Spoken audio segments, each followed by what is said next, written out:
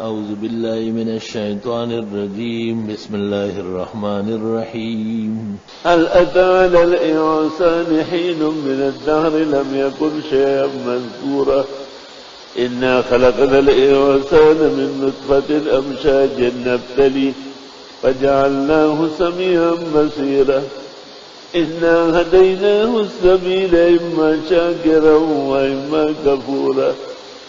إنا أعتدنا للكافرين سلاسل وأغلالا وسعيرا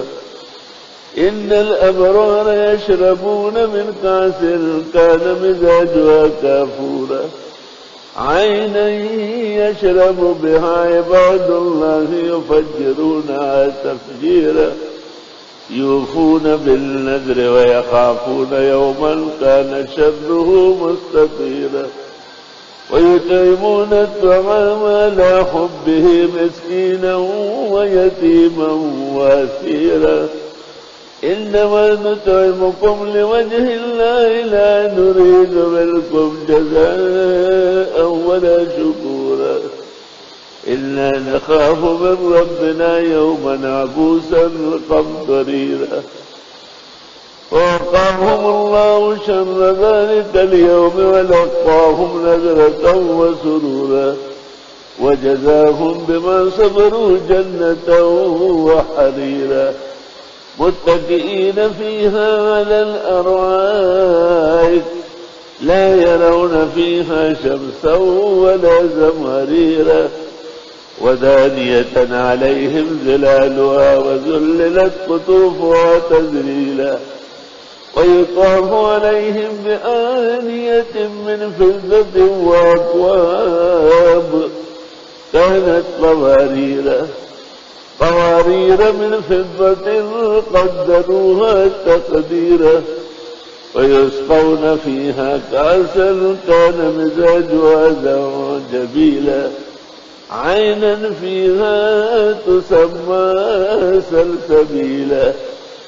ويطوف عليهم ولدان مخلدون إذا رأيتهم حسبتهم لؤلؤا منثورا وإذا رأيت ثم رأيت نعيما وملكا كبيرا عاليهم ثياب سندس خضر واستبرق وحلوا أساور من فضة وسقاهم ربهم شرابا طهورا إن هذا كان لكم جزاء وكان سعيكم مشكورا إنا نحن نزلنا عليك القرآن تنزيلا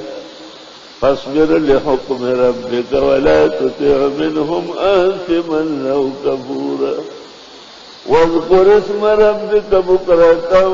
وأصيلا ومن الليل فاسجد له وسبحه ليلا طويلا إن هؤلاء يحبون العاجلة ويذرون وراءهم يوما ثقيلا نحن خلقناهم وشددنا أسرهم وإذا شئنا بدلنا أمثالهم تبديلا إن هذه تذكرة ومن شاء اتخذ إلى ربه سبيلا وما تشاءون إلا أن يشاء الله إن الله كان عليما حكيما يدخل من يشاء في رحمته والظالمين أمد لهم عذابا أليما